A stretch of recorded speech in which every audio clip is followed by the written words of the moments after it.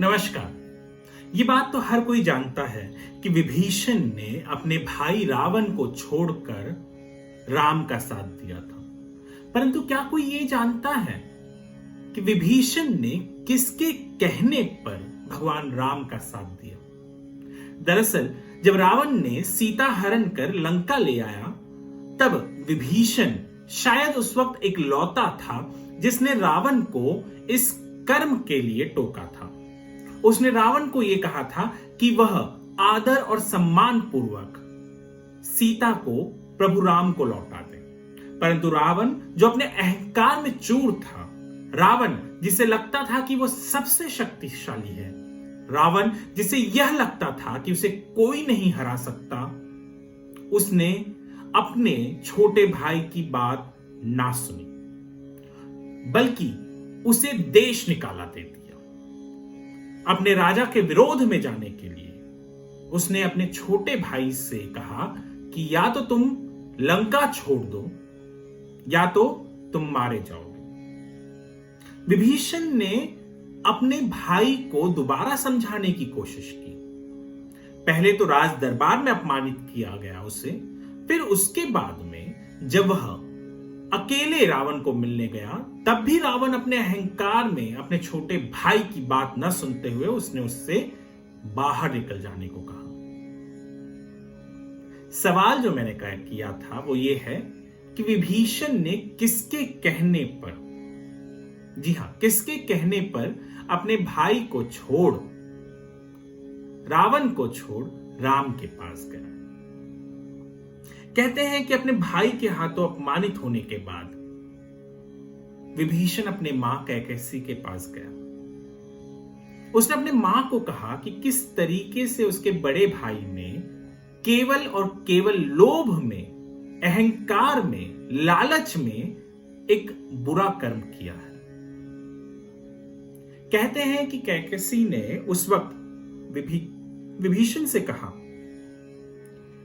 कि उनके पिता जब जंगल में जा रहे थे, उसके पहले उसने कैकसी से कहा था कि रावण यह पूरे कुल का नाश करेगा, और यदि जो बेचारे हैं जिनका इस में कोई दोष नहीं है, वैसे लोगों को यदि बचाना है तो वो केवल विभीषण कर सकता है।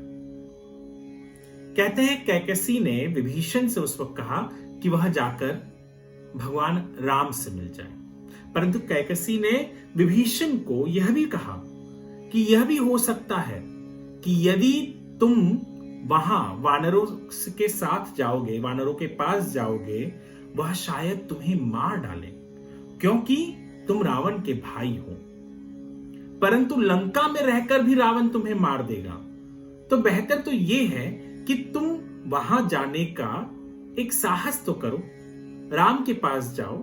यदि राम ने तुम्हें अपना लिया तो तुम अपने साथ ऐसे लोग जिनका कोई दोष नहीं है रावण के कर्मों में, रावण के कृत्य में उनका कोई भाग नहीं है, कम से कम वो तो बच जाएंगे। अपनी मां की बात सुनते हुए, अपनी मां की बात मानते हुए विभीषण भगवान राम के पास गए। और कहते हैं कि भगवान राम के पास पहुंचने के बाद जब राम ने उसे स्वीकार किया, तब विभीषण ने राम से यह वचन लिया कि वह किसी भी निर्दोष व्यक्ति को, वो लंका का वासी जो है, उसे नहीं मारेंगे, उसे कोई हानि नहीं पहुंचाएंगे। और राम ने वचन दिया कि केवल वही उनके साथ या उनको ही हानि होगी जो उनसे और उनके सेना से लड़ेगा। कहते हैं इस तरह से विभीषण ने न केवल एक पूरे कुल की, जो दानव कुल था, उनकी रक्षा की, उन्हें बचाया, परंतु उन लोगों को भी जो निर्दोष थे, जिनका रावण के इस कुकर्म में कोई हाथ नहीं था। जवाब विभीषण को उसके मां कैकसी ने कहा था कि वह राम के पास जाए, रावण को त्याग दे। धन्यवाद।